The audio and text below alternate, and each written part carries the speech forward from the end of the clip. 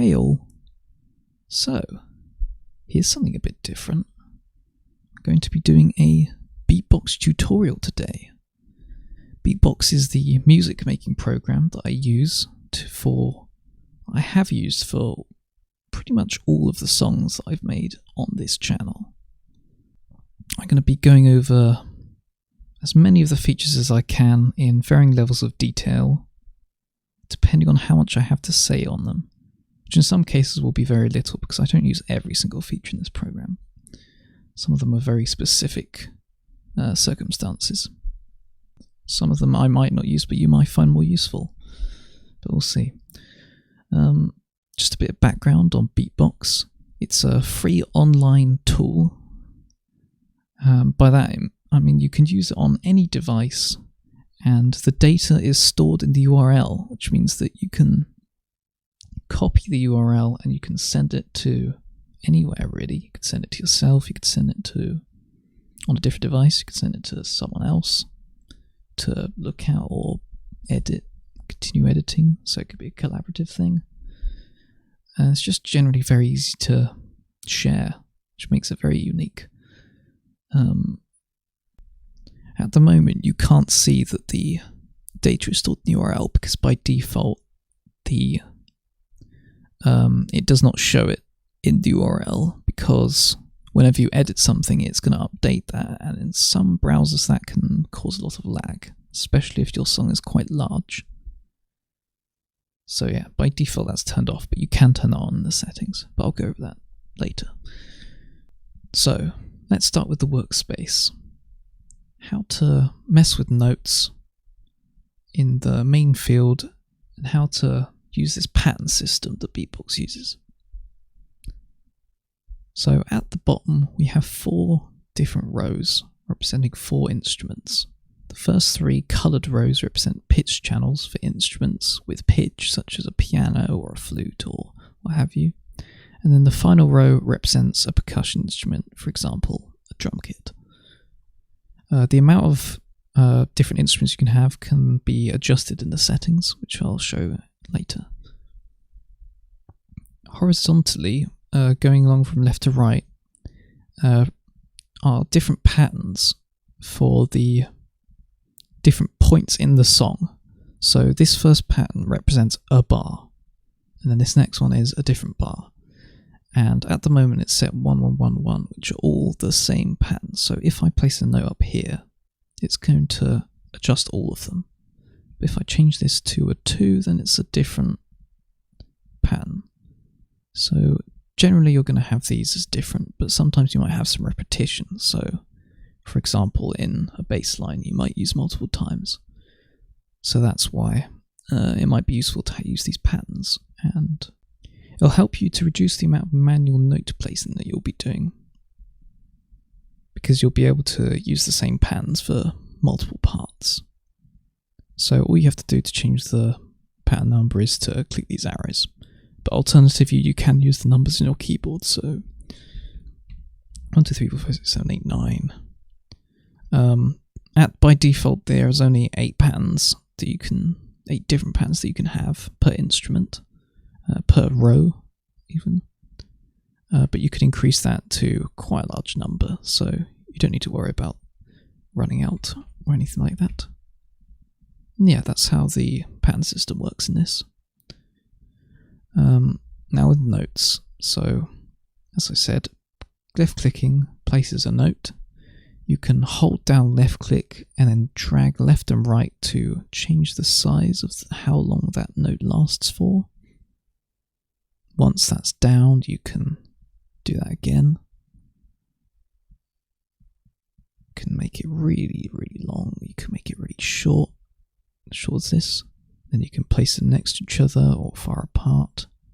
You can place them above, below, up to 4 different notes in a column that play at once.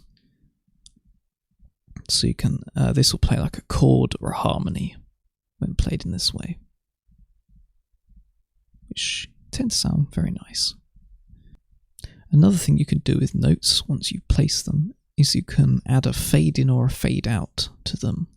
So above or below the note, if you hold down left click and drag up or down, it will change how much of a fade out it has when done at the end.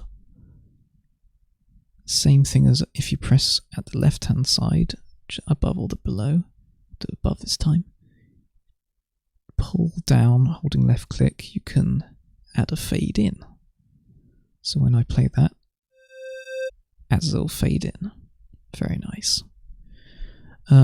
Say you didn't want to have it fade in for the whole of that note, just at the very, very beginning, and then have a normal sound for the rest of it. If you choose the point where you want it to stop fading in, above or below the note, hold down left click and then drag up again to get rid of it, and then you can, once you've dragged it up, you can continue holding down left click, move left to right to choose where that fade in ends, and then let go, and there you go. Very nice. And then of course you can do the same with the other end, and then by default it will go right to that point, and then once again left click, go up. Then once that's done, you can actually let go of left click at this point, but then you can hold down left click again and then adjust that. So that's a bit fiddly to get used to, but once you've got used to it, it's quite straightforward. One other thing you can do with notes to manipulate them is by using pitch bending. So if you have a note, when you hold down left click on the note and you drag up or down, you can you can see how fiddly this can be. You can add a pitch bend to it at the point where up to the point where you held down left click. You can also do left and right to adjust how far, where it begins. And as you can see that I keep doing by accident, when you move up to the point where the pitch bend ends, you can continue and then it will flip it so that it's inverted basically.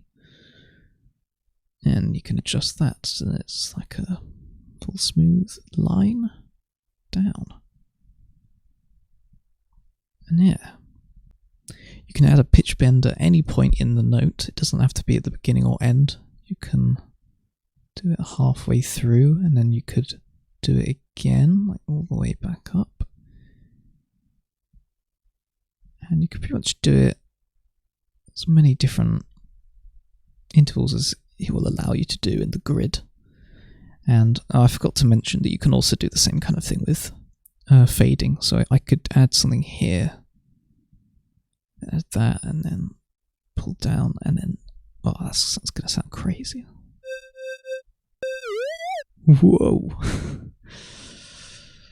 Yeah, so that's pretty advanced. Sounds pretty nice. Probably not for a song, but who knows? Maybe you can figure out a song where that works. I'd be curious to hear it. Yeah, so just a few other things. I'll go over these, a couple of these things up here. So obviously you've got the play, which will have the little progress of where you are in the song. Have these that will skip left and right, or forwards and backwards in the bars. So first bar, and then I can skip back to the first bar again. I can do it when it's not playing as well. Oh yeah, I've also got this loop, this purple ring, which represents the loop. This is a pretty typical way that music programs indicate loops. So you can left click on at the left or right to adjust where it loops when playing. So if I just do it to the first one, it's only going to loop the first bar. But I can move that along, and I could move that along, so it only represents that one. That could be useful when you're trying to listen to a same section to try and get it to sound right. Or if you want a song to have an intro section where it plays the intro but it doesn't continue to repeat that, which I've used quite a few times. in previous covers and original pieces. Yeah, so that's quite useful. That's pretty much all of that. So yeah, on to song settings. Now, before I continue, I just want to mention that I don't really have any music theory knowledge or sound engineering knowledge, so a lot of the explanations that I'm going to give in this tutorial are going to be from the perspective of someone who doesn't know any of that stuff and has learned the whole program just from trial and error, pretty much. So yeah, looking at the few settings that we have in song settings, we've got the scale, which again, don't have any music theory knowledge, so most of these are pretty unfamiliar to me, but what I know is going to be familiar to most people are easy, normal, and expert. So normal happy face and normal sad face represent the major and minor scales. So the major scale in the key of C, which it is set to at the moment, is going to be all the white notes on a piano, for example. And they're going to sound very happy when you make a song using just the major scale. Then the minor scale, it's a different set of notes that are going to make it sound not necessarily sad. So you could say sad, you could just say a bit unnerving or mysterious, or something along those lines. Easy is similar to normal, but it has one of the notes taken out to make it sound even more happy or even more sad, basically. But this is the scale that many of those free music apps use that tend to make anything that you play on them sound really nice. An expert is, of course, just no scale at all. Everything is available. All notes can be used. Key. When you change the key, it doesn't look like it changes anything, but of course, it's going to shift all the notes that you have currently playing. So let me just switch back to normal. So if I have a C major scale in play, then I play it. Oh. Great.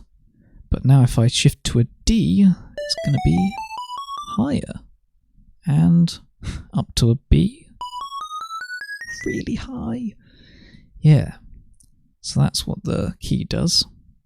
So overall the notes, the positions they're in stay the same, but they just sound higher or lower depending on what you do with them. And this is actually equivalent to if you have this set to expert and you press plus or minus, which shifts all of the notes in the current pattern you're in.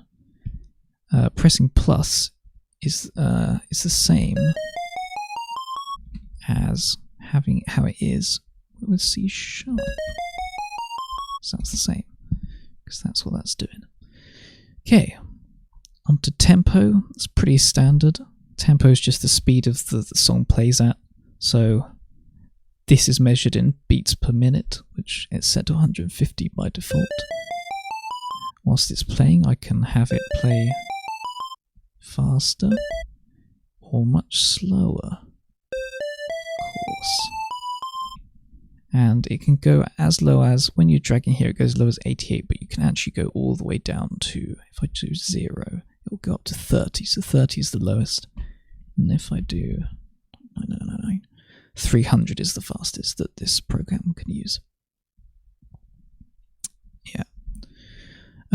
So, yeah, 150 beats per minute. So these, I mentioned that the pattern represents a bar, but each of these divisions, which there are 8, is a beat. So there's 8 beats in a bar by default in this, which is another setting that you can change that I'll go over later. And then finally we've got rhythm, and this is going to be how many the smallest that you can make your notes lengths, pretty much. So at the moment, 4 means you can fit 4 of these at the smallest length into a beat. So if we set it to 3, it's going to have 3 at the minimum. So that's the smallest I can make it. If I do 6, then it's 3 but half, so you can just fit 6 in. And 8, of course, 8, it's going to be 4 but half, so you can fit 8 in there. Very small. And then finally, freehand is ridiculously small. I can't remember how many of these you can fit in, but it's quite a few. I think it might be about 24, but don't quote me on that. Yeah, and we've also got this snap notes to rhythm feature, which means that if we have all of these different rhythm types, but we want them all to be in a 4 rhythm, then we can do that, and then it's all kind of adjusted to that. And that's something else I forgot to mention in the key, is you can also do a detect key thing. So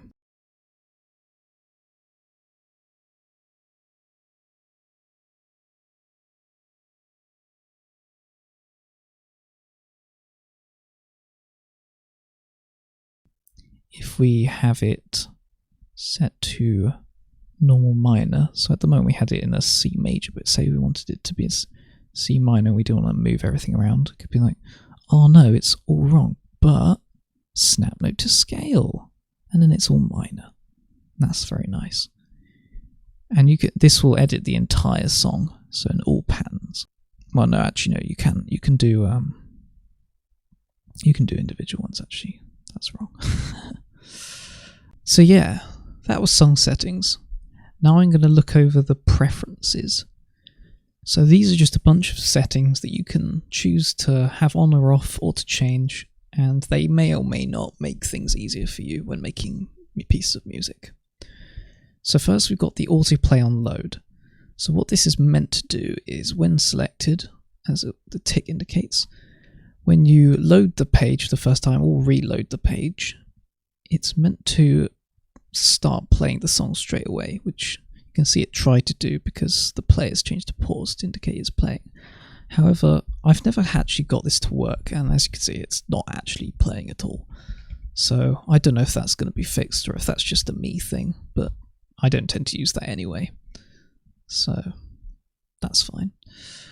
Next one, keep current pattern selected. So what this is meant to do is, when selected, any pattern that you're looking at, the play line will follow.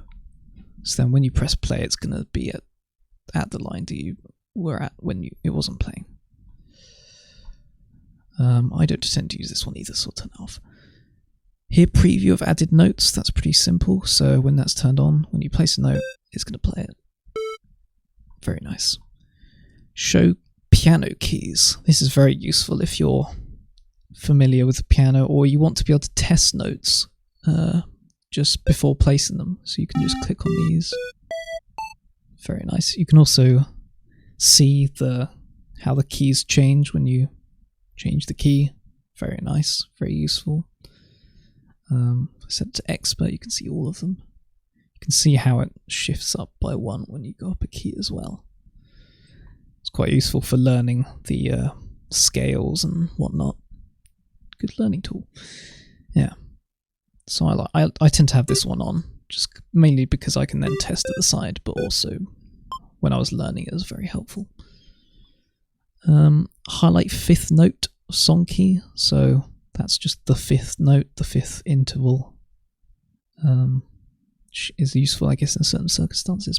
Next, allow adding notes not in scale. So that just means when I have a scale, normally when it's not selected, I can only place notes when I am in a scale within that scale.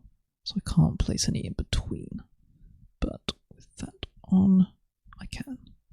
So then it becomes more of just a guide rather than a mandatory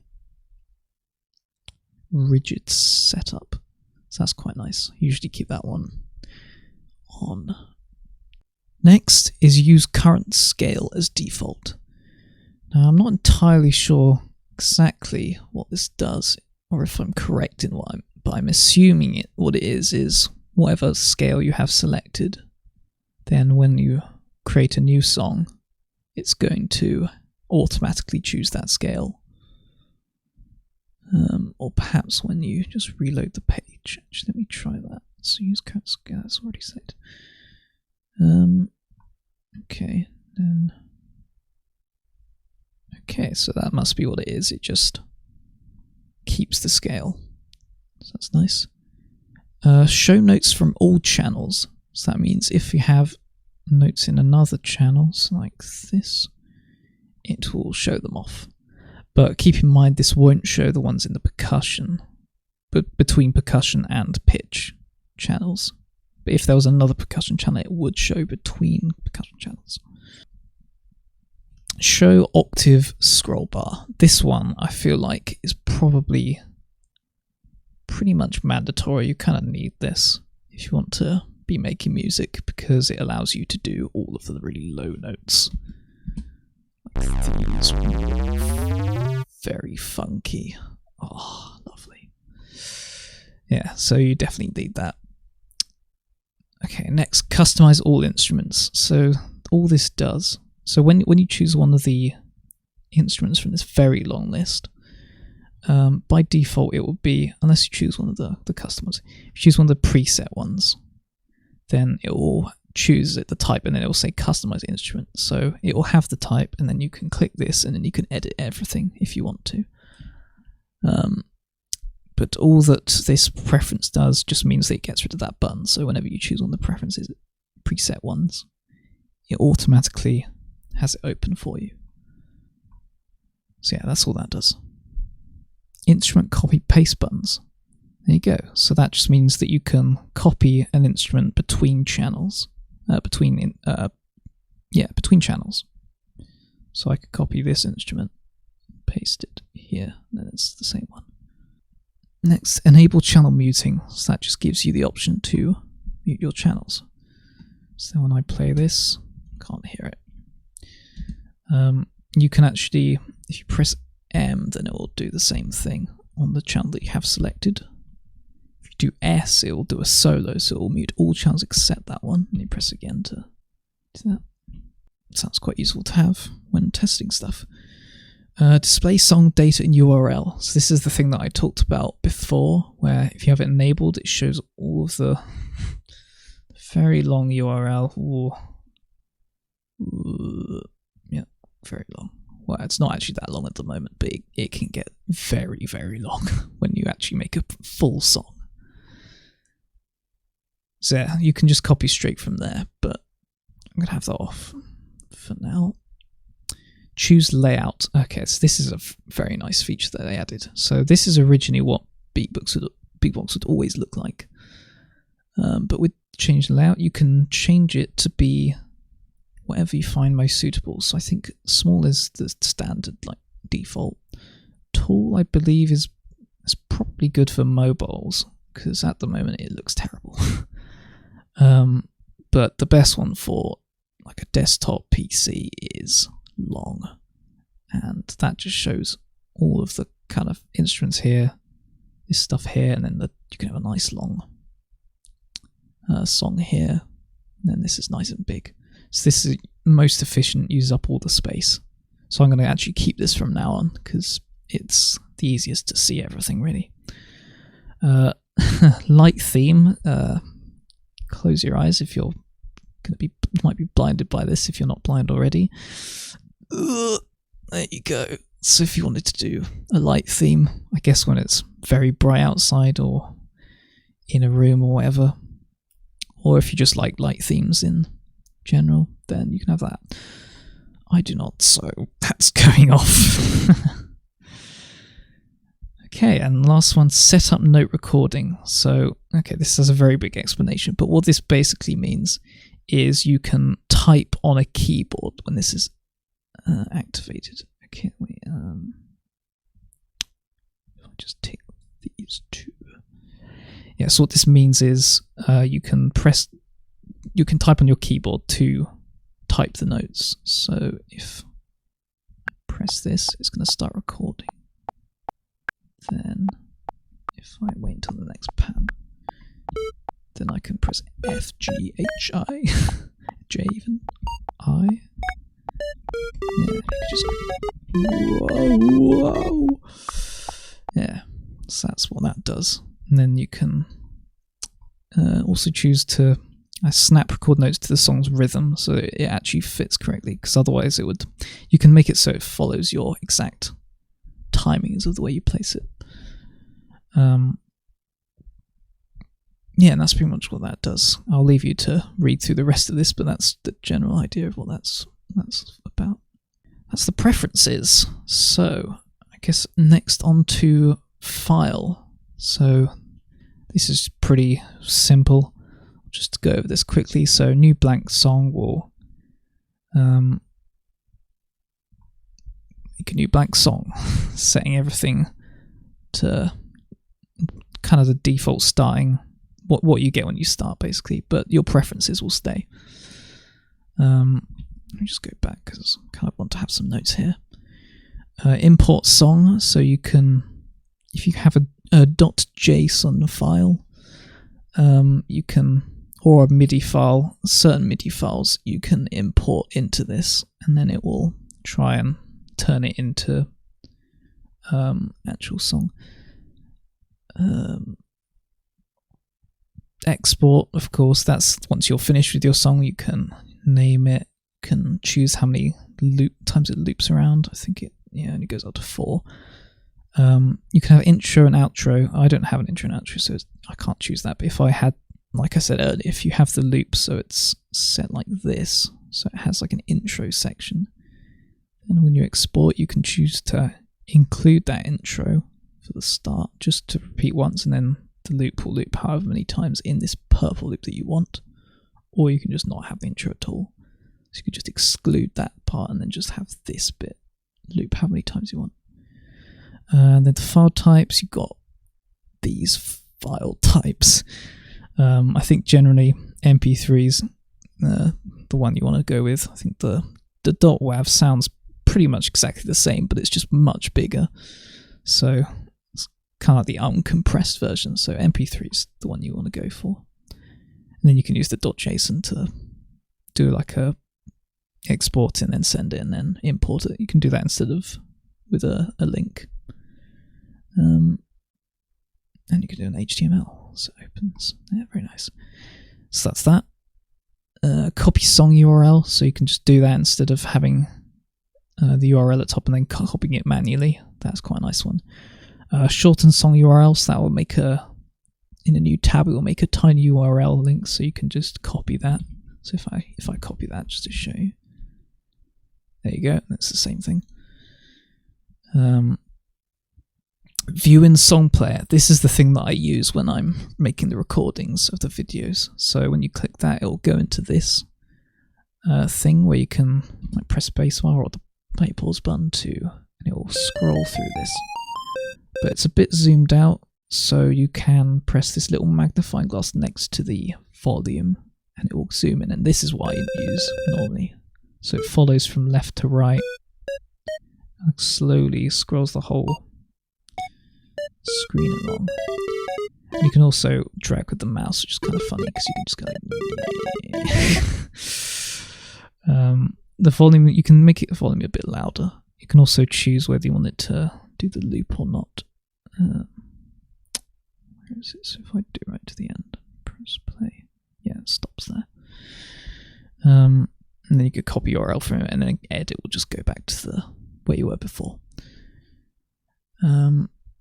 Copy HTML embed code. I think that's just for if you want to add it into like a website or something. I'm not too sure on that, to be honest, but yeah. Recover recent song. So this is, say you forget to copy the URL, maybe you have a power cut or something. It will save, this kind of automatically saves every so often when you make changes, and they'll appear here. So I can look at my history a little bit, or is it timestamp? Yeah, so it will show you various times of editing. So you can click that, and then this time, And then you can sort of play it on here to preview it, and then click edit will open it up. Yeah. So now on to edit. These are just a bunch of tools that have an associated hotkey, most of them do anyway, that you can use to edit the song in various ways. So most of these are pretty standard, and even a few of them are similar to what you would use in another program outside of music, for example, Word or Excel. So one of those examples we'll start with is undo and redo, which have the hotkeys of Z and Y, which is, if you're familiar with Word and Excel, the hotkey for undoing and redoing in those is Control Z and Control Y. So that's the same. So if I add a note in, I can press Z to remove it, Y to put it back in. I'll just press Z to remove it again. Then copy pattern, again, much like in Word or Excel, you Control C, but in this you can just press C.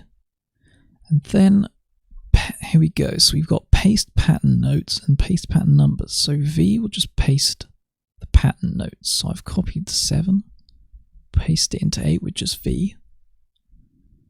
Or, I'll just press Z to remove it. I can press Control Shift V, and then it will change the number to 7 instead. Now this isn't so useful to do, and also the hotkey isn't very good. Control Shift and V. It's probably better to just press 7 if you want to do something like that. And also, if you select multiple, if you copy a pattern and then you select multiple patterns and then you press V, it will just do the same thing as if it will just paste the numbers instead of pasting the notes. So keep that in mind. Insert bar, using the enter or a return key, whatever you want to call it. Delete selected bar, backspace. So yeah, you can just do that. It'll do the one after, I believe. So if I press there, then I'll do there. If I do that, paste the one after. And if I press it on one of these, it's going to get rid of that one that's selected. And I can press Z to just undo that.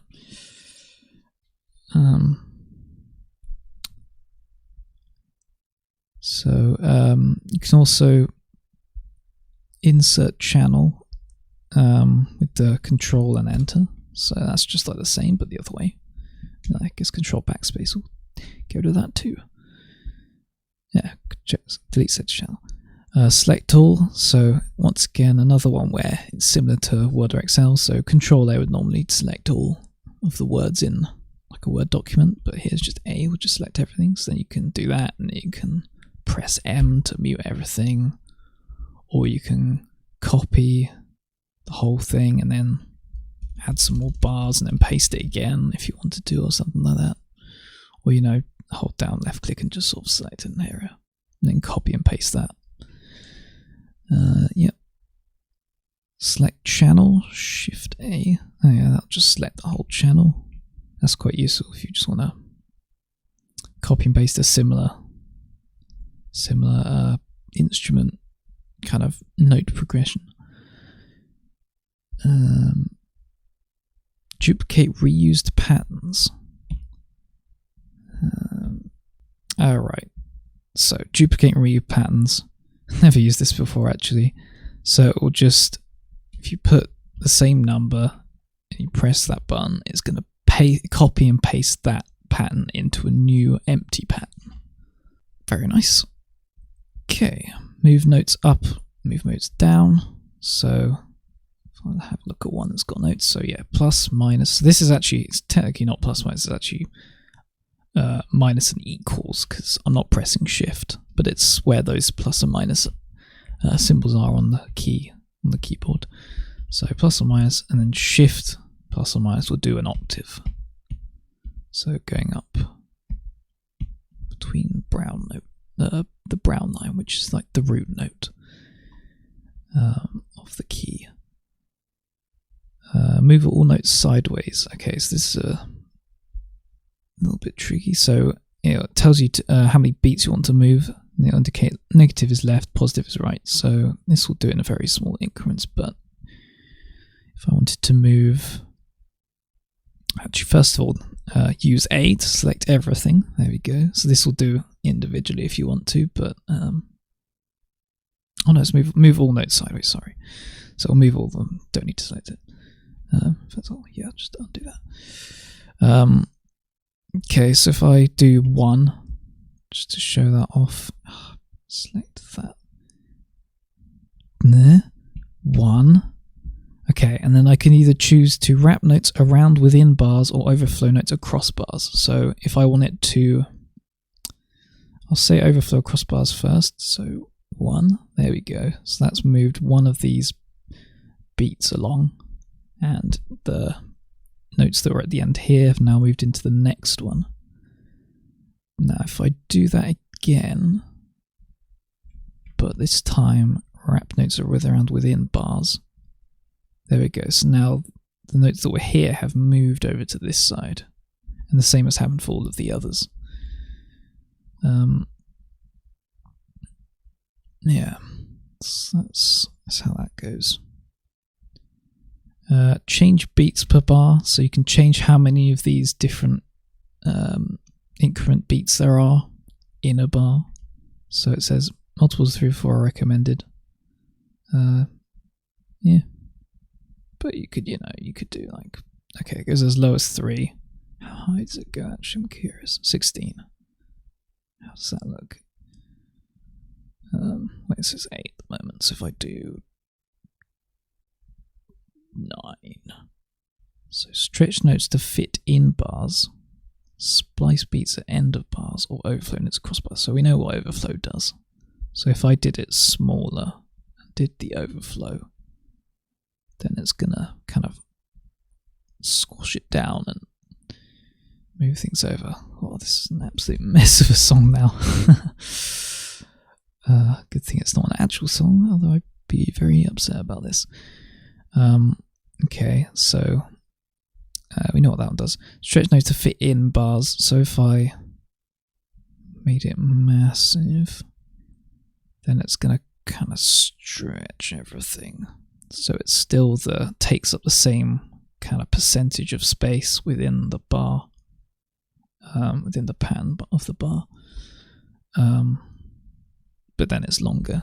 So this, yeah. But you'll notice it's still. Oh, it actually changed the tempo as well. Didn't notice that. I guess that's to match the beat changes. Makes sense. If I go back to 8, yeah. Okay, and then the last one, splice beats at end of bars. So that just means the ones at the end are just going to get deleted, I think. So if I do 4,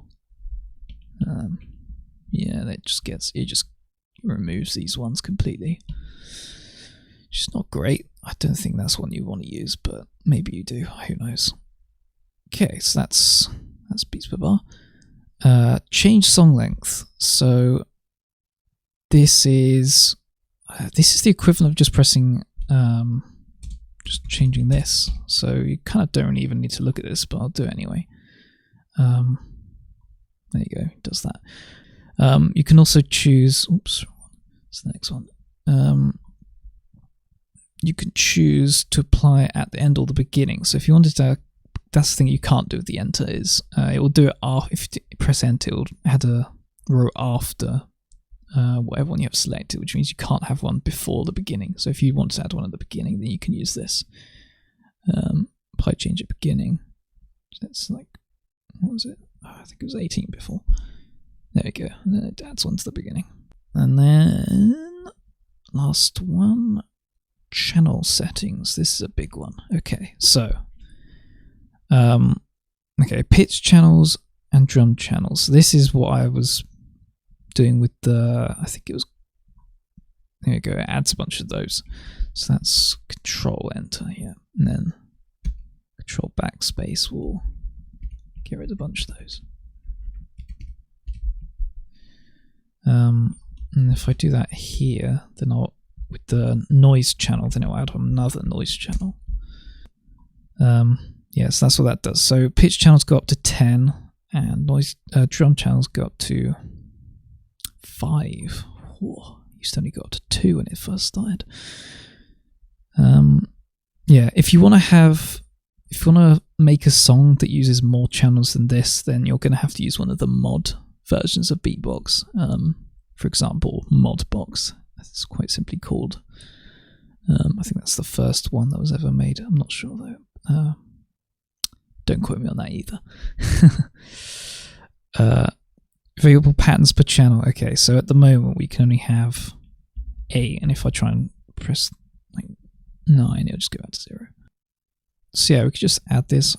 Again, I'm kind of curious how many you can add actually. 128. Yeah, I don't think we'll need that many. Let's do like, yeah, 32. There we go. Now when I press 1 1 really quickly, I can do like 11. 1 2 2 2 3 2. If I do 3 3, I can't. So just go to 3.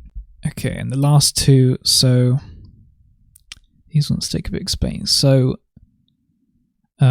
this one's kind of to do with this one. So different instruments per pattern. So if I tick this, what it's going to do is it's going to add this. So now, previously, each row was a different instrument, but it affected the whole row, and that was the instrument for the whole row. Now, I can have a different instrument per pattern on the same row if I press this.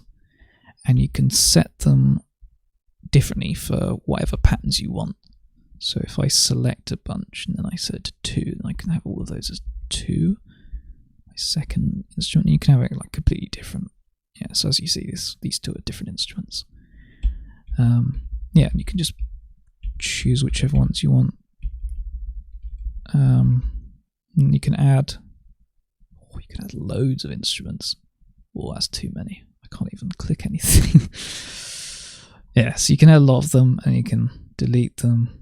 You can delete the one you select. Yeah, so that's what that does. The setting just above it, simultaneous instruments per channel. So this means that when you have multiple instruments, you can choose to have them play at the same time. So when you can see one of them's like grayed out and not selected, that just means it's not active. So this is just the same as B1 instrument. So I just have like, okay, so that's what that sounds like. Then if I have, that's the other one, but then double click, both of them selected. There you go. You can get some really nice sounds if you combine the right kind of sounds together. I know recently I've been messing with having the bass line having a combination of a couple of instruments to make it sound a bit unique. Yeah, it really adds a really good flair when you add a good combination of different things. So, instruments. When you open this panel, you're going to see a lot of presets, mostly preset instruments. And these are not, they don't sound quite like the real thing. And that's because they're all made by the creator, I assume, within this program using the tools that are available. So I'll just show this. So custom instruments to start with, because this is where everything is based off of. You have 5 different types of custom instruments, and all of these 5, the chip wave, pulse width, harmonics, picked string, that's a new one, I think, maybe not, spectrum, and FM expert. So all of the instruments, all these presets are all based off of these custom instruments. I'll set the customize all instruments so that it doesn't, so I don't have to press the button every time. Okay, so square wave can see is if I edit something within a preset, it's going to change it to basically a custom instrument. So there we go. So you can see the type is a chip wave. So if you set a chip wave to look with these settings, then it'll sound like a square wave preset. And that's the same for all the others. So some of them are a lot more complicated than others. Most of them are very, very complicated. But yeah, so they're quite nice to use. I don't tend to use these presets because they don't really fit in with the chiptune sound. So they sound a little bit not that sounds chiptune, wrong instrument. I mean, some of them have good uses, like that one sounds quite nice, but like a flute. Yeah, I don't know. Maybe you could find use for them. Some of them do sound alright. Oh yeah, so you can also there's like a mini edit thing where you can copy instruments. There you go. Copy instrument, paste instruments. This is the same as that preset that I had before where instrument copy paste buttons. So you could copy that in between. Oh, you can actually copy in between these ones as well if you wanted to within the same channel. Yeah, so before you can just copy and paste in between channels with the buttons there, but you might find it easier, quicker to just press the hotkeys, which is Shift C and then Shift V. It does the same thing. Just press Z to undo that. Yeah, so that's that. And then you've got random preset and random generator, so it will change the instrument. I'll just do this one because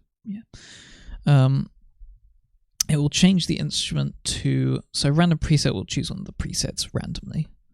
So that's fine. Just press R a bunch of times. You could like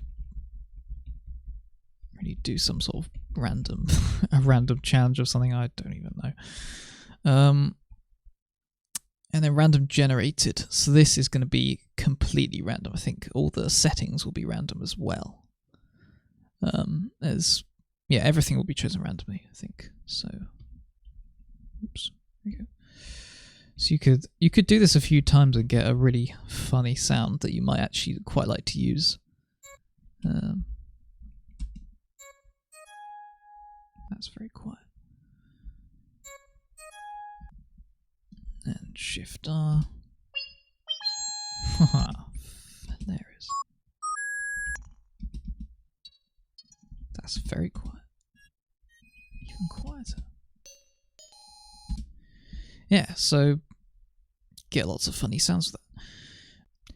So I'll just go over the custom instruments. Got to do that. So start with chip wave. So chip wave has this wave shape option, which means I'll go over the effects in a second. So wave, you have a few waves to choose from. These are like the standard kind of chiptune waves, rounded.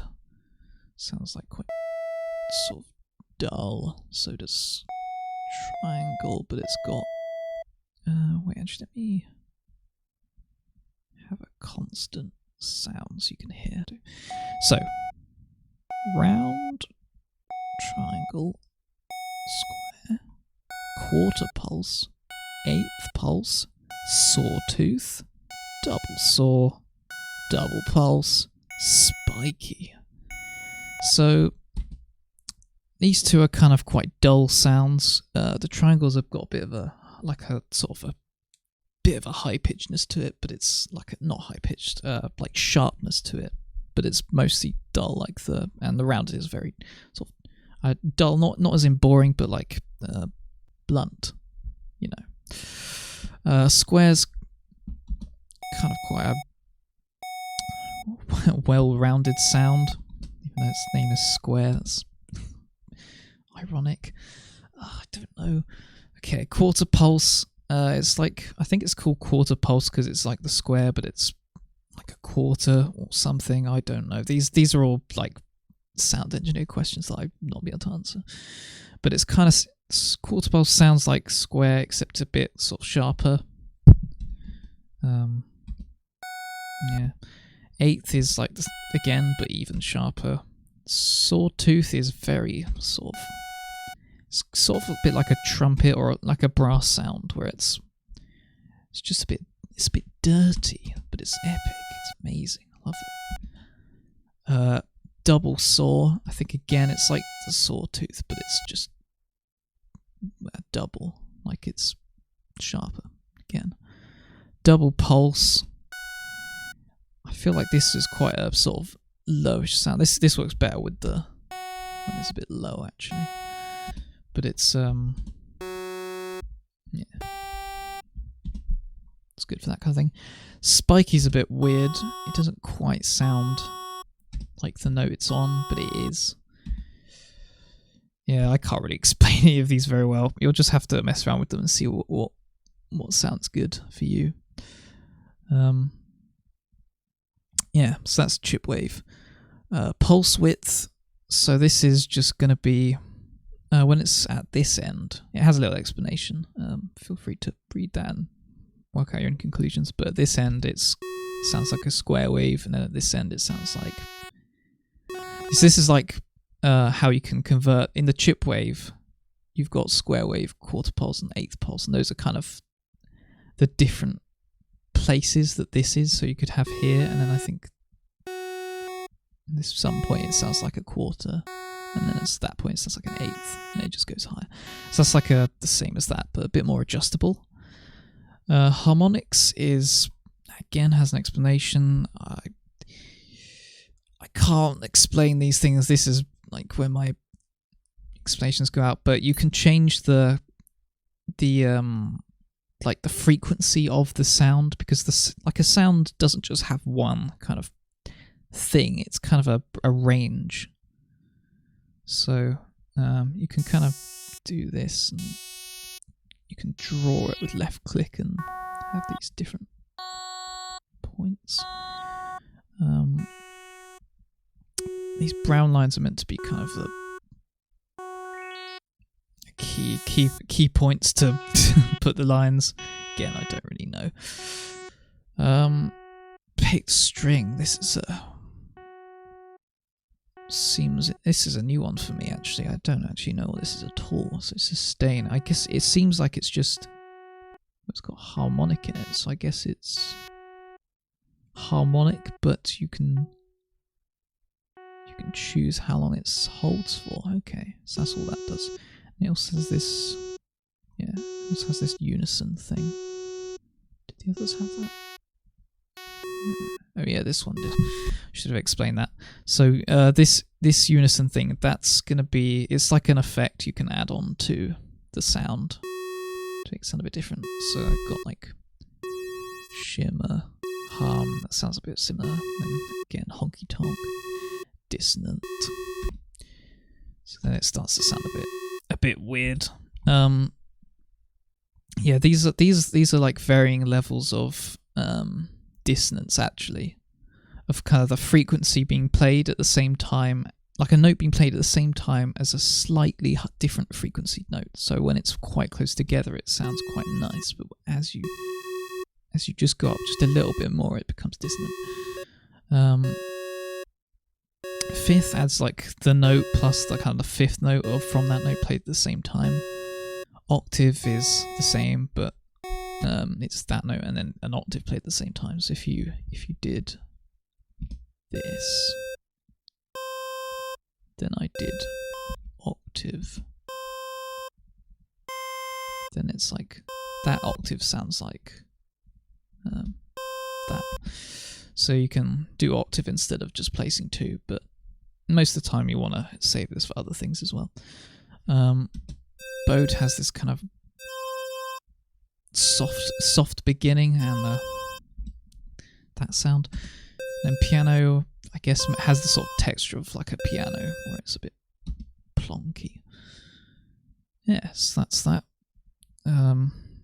So yeah, I was looking in picked string. So yeah, that seems to just be the same as harmonic, but it has this kind of, you can choose how long it holds for, I guess,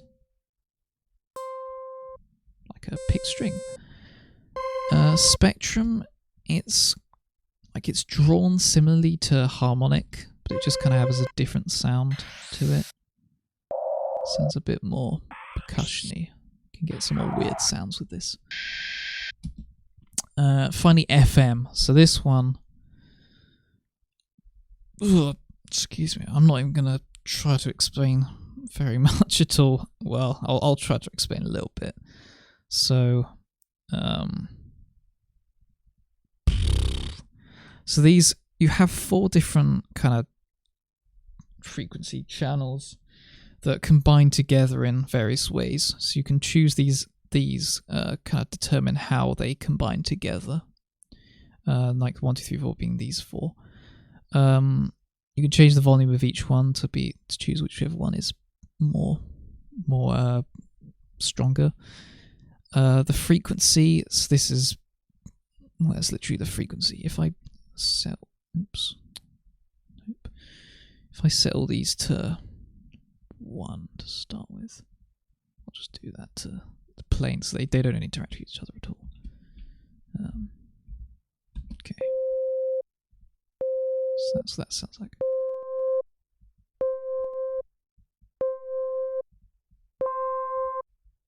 So you see it's got a bit higher. Make it add even more. Oh, too high. Too high. Didn't like that. But yeah, you can get some interesting sounds with that. But just be careful though, because with this one, if you mess around with it in certain ways, it can make some really horrible sounds. Like this can often make some really dirty sounds, especially when you go high with it. Feedback and feedback volumes, volume of the feedback. This one I don't understand at all, but it messes with the sound, so feel free to mess around with that. This one's a very messy around one if you have no idea what you're doing. I guess that's why it's an expert. So there you go. So that's all of those. Oh yeah, I didn't even go over these things. So fade in, fade out, that's pretty simple. So when you move this around, it has this line here. And it has the beginning as well. It kind of like manipulates around that. So this, when it's like this, that means the whole note of whatever length you have it is going to play from the start to the end the whole time, just completely. So if you extend that past that, then it's going to play it normally, but then fade out after the note has ended. So you see there. So, but if I do it like that, then it's going to end before the note ends. With this one, you can't have it so it starts playing before the note starts, because I mean, why would you want to? You may as well just have it so it starts when it starts. And then you can control how much it fades in, so it's not just a sharp fade in. You can make it fade in quite a lot. Yes, that's good. EQ filter. So this is quite useful. So this changes. So like I said before, the notes, like a note has multiple frequencies in it. So this, you can use this to basically amplify or dampen certain frequencies. So for example, if you had this triangle, so the triangle is quite a sort of low frequency sound. So if you like increased it here, it's difficult here. Actually, maybe I'll try square. It's quite loud. Well, you can see what's happening. You can hear what's happening to it. So if you do high, it's gonna like have that high sound.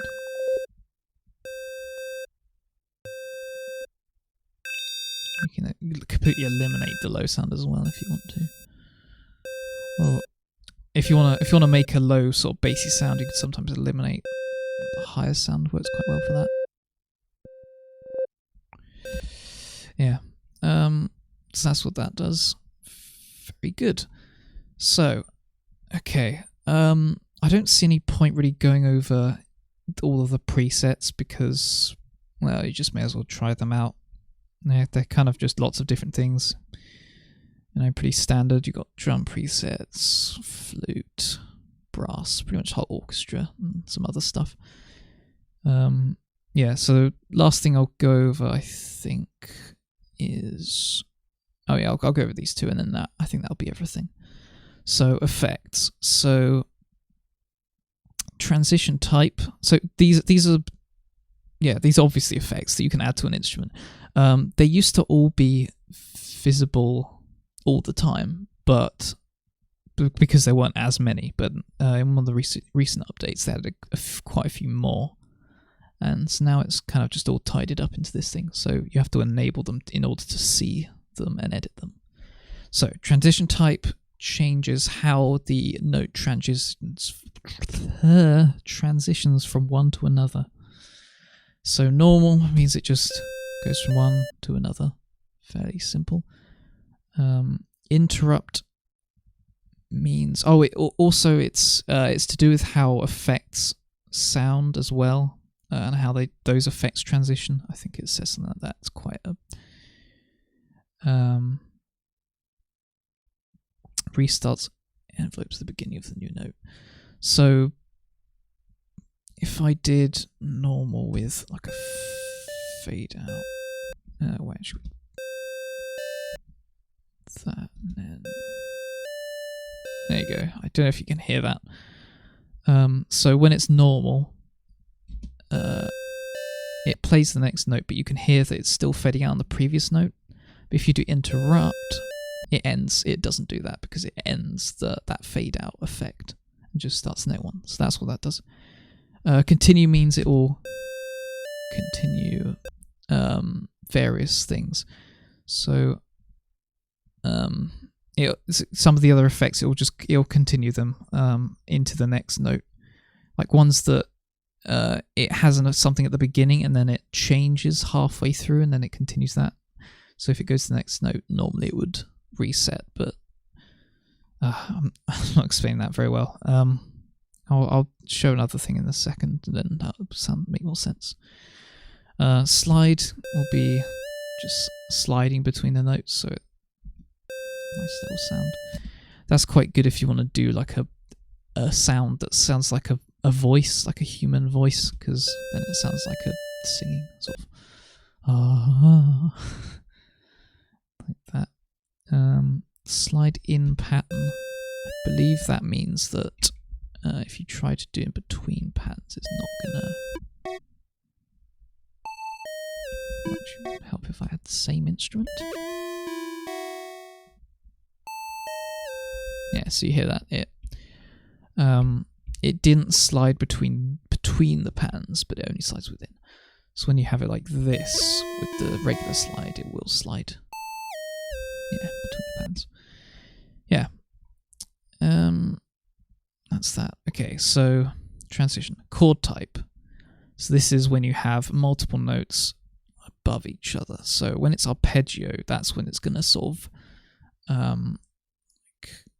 it's not going to play them at the same time. It's going to kind of wave between them. So that's what arpeggio is, when you play a chord and you just play one note at a time, like like that. So like in chiptune, that's how they would get around the limitations of only being able to play, I think, 4 notes at the same time on like the really old systems, like the original Pokemon games, for example. So they would use a lot of arpeggios for chords as a result. That's what it's on by default. So simultaneous will just play everything simultaneously. That's one I use quite a lot. Strum it's like an arpeggio, just like one at the start, and then it's simultaneous. So that's a really nice sound you can get with some things. Custom interval. I think this is it has some interesting sound. I think it's more to do with so when it's 3 it does an arpeggio, when it's 2 it does, I think that must be just simultaneous. Yeah, that's what it sounds like. Might be a bit different. Not entirely sure. I'm not sure. Called custom interval. Use the coordinates to control the interval between the waves of a single tone. Okay, so that's just like an extra one. You might not use that one as much unless you're doing some clever stuff. Okay, so next one is pitch shift. So this is pitch shift things, like those keyboards with the wheel on the side. So I don't know if you wanted to do that for some reason. Make it slightly off pitch compared to other notes, maybe, to make it sound a bit creepy. That'd be nice. Detune. So this is actually like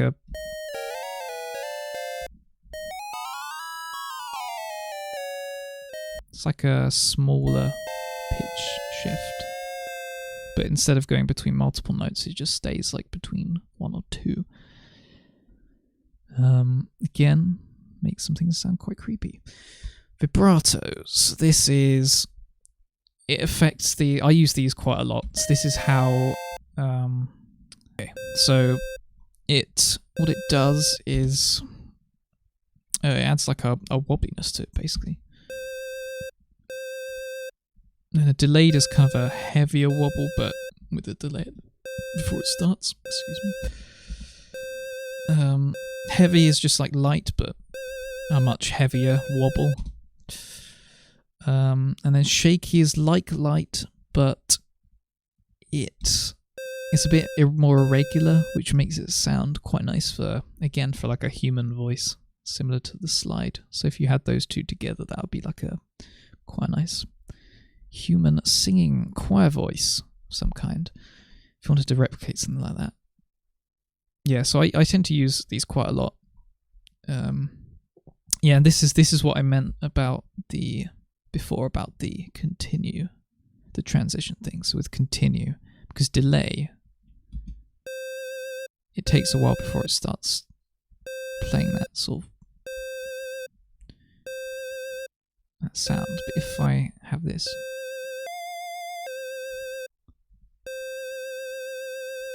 there, so it only fades at the start, whereas if I didn't do that, yeah, so you hear that, so it continues it. Yeah, so that's the continuing and vibrato. Okay, what am I doing? Next, note filters. This is very similar to the EQ filter. Differences are this. They sound very similar. I tend to use them for the same thing, but yeah, there obviously are some differences. But yeah, you read over those yourself, because yeah, I can't really explain it as well as it's written, to be honest. Distortion. Ooh. Okay, so distortion only does anything when it's with chords. So it's meant to sound like the, I guess, distorted guitar kind of sound. Yes, that's good to make something like an epic tune. Oh, I keep clicking this because it's right there. Get onto it in a minute. Bit crusher. So this is adds what is known as a bit crusher sound. So actually, let me disable distortion. By the way, when you untick these, they are just disabled, I think, in most cases. So most cases, some of them it will just hide it. I think if I do that and then disable it, oh no, it does keep it. It does keep it. Okay. I think for some of them it does just disappear though, like the bit crush, and I think the note filter as well. I'll just get rid of some of these actually. Okay, bit crush. So adds this kind of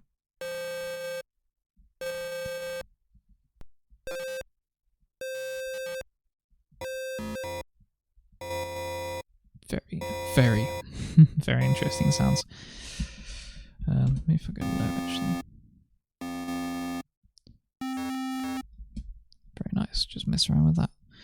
Yeah, a lot of these you can just mess around with. You don't really even need to understand how they work at all. Panning, very nice, very useful for making a kind of normal, kind of bland sounding song sound a lot more interesting and vibrant. So yeah, panning the sound from left to right, either not your headphones or your earphones or like double speakers, stereo speakers, something like that. Yeah, it's very right. It sounds like only in one. If you're wearing headphones, it's only played in like the left ear when you're doing it for the left, only in the right when the right, and then in between it's like various levels of volume in each. So if I'm here, it's louder in the left, but it is a little bit in the right. But because it's not as much, your brain thinks it's still in the left a little bit. Yeah. So that's that. Chorus is... Okay, I'm going to explain these two in the same time, because chorus and reverb are kind of a bit confusing. They're kind of similar in some ways, that you might think they're similar, because they're both kind of echoey sound. But the chorus it's not the chorus isn't really an echoey sound at all, actually. It's like the reverb is like a weak echo sound. It's like not a full echo. So it's what it sounds like when you're just in like a big room, a big empty room. You can hear it's got that. And then the chorus doesn't really have the echo effect, but it still feels like it's all around in a way. So they kind of do a similar thing, but in a different way, so they can be used in different situations. Echo is just a full, like a reverb, but it's an echo, like in a very echoey cave. So actually I'll just do a short sound for this just to show off.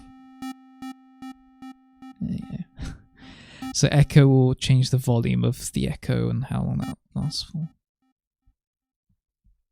And then delay will be the delay of the echo.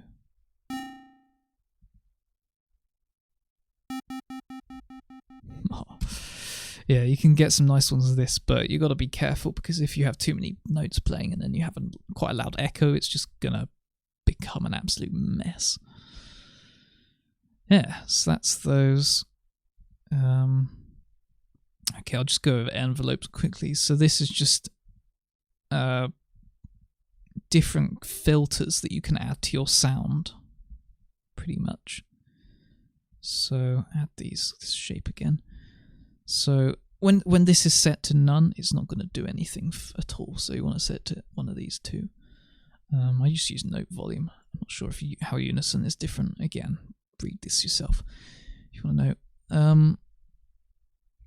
So yeah, these just add a bunch of different kind of filters. I'll go over so punch is just like the same, except it adds like a harder hit at the start. Note size, what does that do?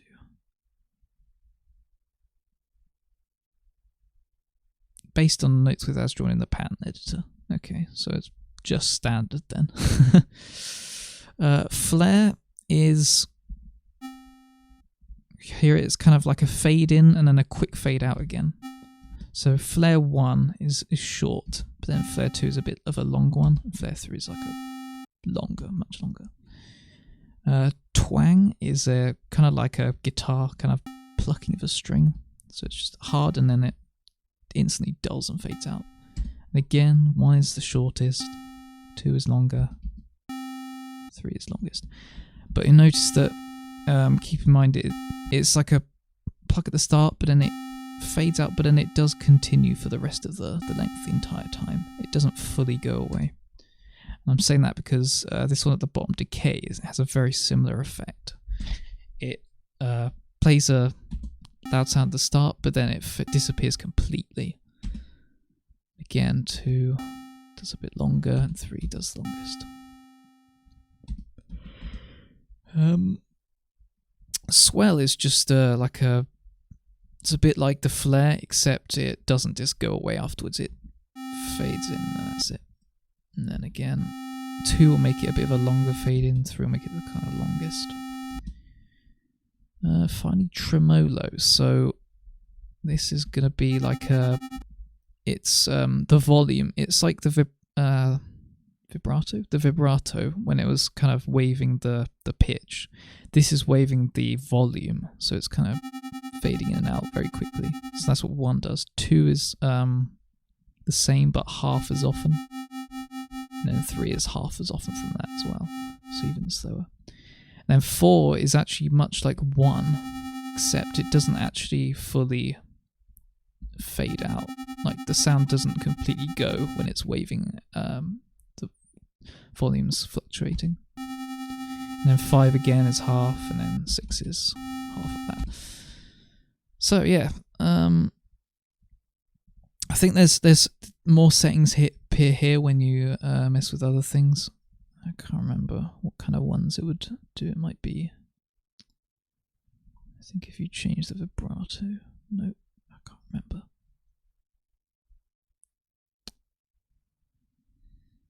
Yeah, I can't remember. But some things when you edit them, it will add new options. Oh yeah, vibrato ranges. You can. It'll give you some options based on what you've selected. So yeah, that's nice. So I think that's pretty much everything in this that I wanted to go over. I'm sure I missed a couple of things, or quite a few things. Hold on, I can think of a couple of things right now actually. Well, when you put a note here and you hold down left click and drag, you can sort of make it so it will do a smooth transition between channels. Because otherwise, if you don't do that, it's instant cut.